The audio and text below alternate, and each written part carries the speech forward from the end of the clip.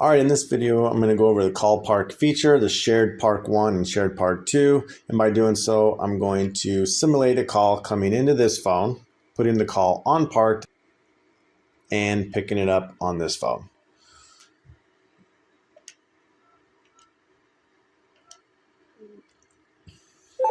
Okay, so as the call comes in, I pick up the call, I initiate dialogue with the customer or the caller, and let's say the phone is for the user at this phone.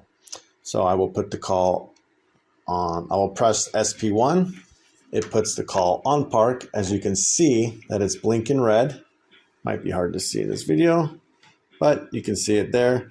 And you may be able to hear it. I did make a call from a phone off here on the right, and you can hear that there is actual music on hold playing, and that can be customized. It's just by default, it comes with one. Okay, and on this phone, you'll notice that it's blinking red right here. So all I have to do is pick up the handset, press the SP1 button, and now I'm on the call with that person. Okay, I will press park 1 again.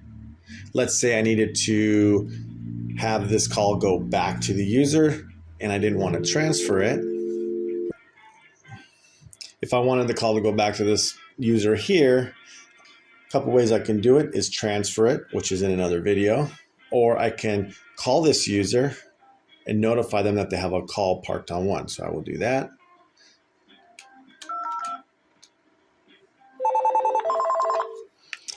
I tell the person that they have a call parked on 1. We both hang up our handsets to end that call, and user Lisa over here can pick up the handset, press the park button, and now they are on the call.